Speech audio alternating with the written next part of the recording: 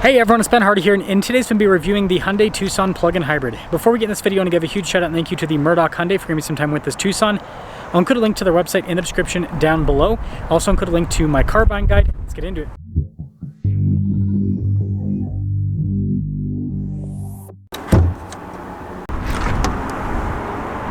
Powering this is a hybrid turbo 1.6 liter 4-cylinder that goes through a 6-speed. It puts out 268 horsepower, 271 pound-feet of torque.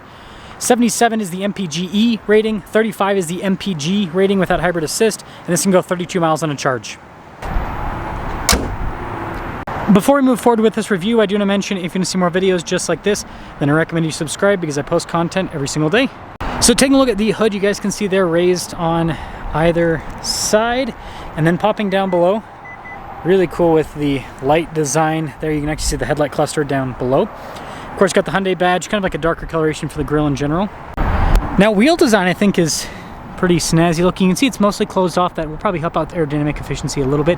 235, 60, 18 is the tire wheel setup, by the way. See the fender flares here, the rest of the bodywork.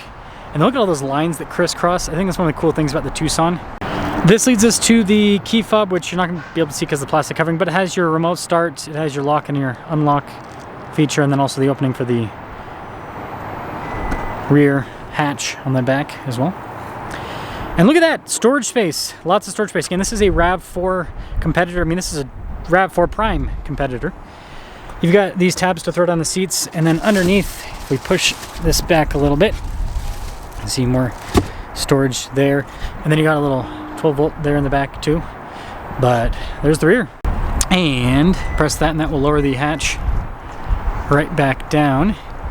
And then you guys can see here with the taillight design, pretty cool looking. Plug-in badge there on the back, but there's the rest of the rear. Now popping inside, you can see the soft touch there. And then look at these seats. Very nice. Quickly pop in. Legroom back here is good. Got a little storage pocket. We've got some vents, some USB ports as well. And then headroom back here is actually pretty darn good.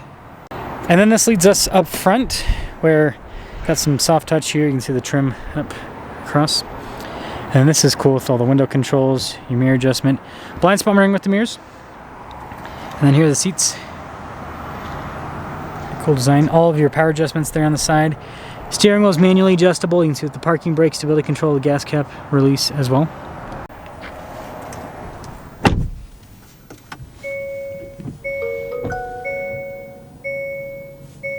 So taking a look at the steering, a little bit more basic with the trim, but you do have paddles there on the back. Practical controls in the front, including our adaptive cruise control with your lane centering, voice command volume controls as well.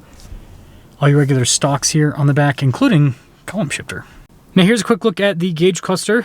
You can press the little pages button to scroll through different bits of info, and then also the drive mode select will pop up here. So pretty nifty. Backup camera in reverse. Trajectory lines do turn with the steering wheel, good resolution overall. And then as for the rest of the infotainment system, a quick response time, lets you know battery charge and all of that. So useful from that perspective. And you got nice trim in the dash, also storage above the glove box, that's practical. As you can see here, we've got our dual zone climate controls, heated seats with this as well. You just press that, pretty straightforward. Some little USB ports down below, lots of storage here. And then you got your center locker. You can see the drive mode select, auto hold, your EV, HEV mode, hill descent. That's for the camera, phone charging pad, more storage on the center console. Nice trim here on the lid. And then you got your regular rear view mirror and then no center for anything. So here's a quick look at the window sticker. Again, PHEV, 41,980. So this is quite a bit less than the RAV4. Well, it's called the RAV4 plug-in hybrid, but it was before the RAV4 Prime. Makes this a pretty darn good value. Let's take it out. Well, let us sit off in the plug-in hybrid Tucson Tucson.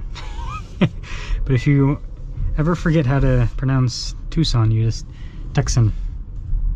That's what you do. Plug-in hybrids are pretty cool, right? You've got the utility of being able to drive it like a gas car if you want, just filling up at gas stations. Then also plugging it at home and getting an extra electric range. It's nice. Powertrain's pretty darn smooth.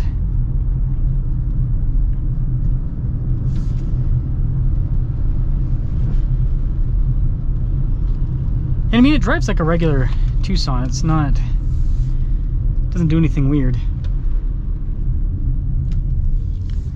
Let's see how the independent suspension goes.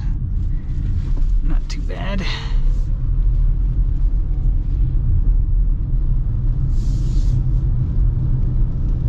It's decently quick too. Like it feels more than adequate with the power, is the way that I would fully describe it. Handling's pretty good. So that's a plus.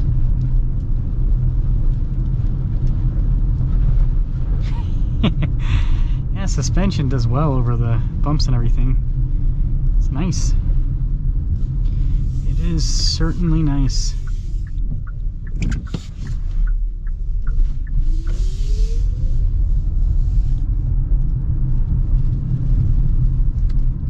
Yeah, this thing's got some pep in its step. That's for sure. Ooh, a little bumping around. So overall, the plug-in hybrid I think is fantastic. It drives well. You know, there's not really a lot in terms of concessions, and it adds a lot of utility. Again, you have the added utility of now you can, it's a tight space, you know, you can charge it at home. So if you don't want to use gas as often, boom, you got that utility. Plus you've got the utility of still being able to do the road trips like normal. You don't have to do the EV thing where you've got to plan out every single charging station and plan out the times and then make extra time in case the charger doesn't work or in case there's a line in front of the charger, right? You don't have to worry about any of that. So nice setup, good power, not really any concessions with it. And so I think that, yeah, I think that Hyundai did a good job with the Tucson plug-in, and it's not crazy priced. I mean, again, this competes against this last thing I say, this competes against a RAV4 Prime, and the RAV4 Prime's like, gosh, $50,000 for a lot of packages. Plus dealers typically mark those up too.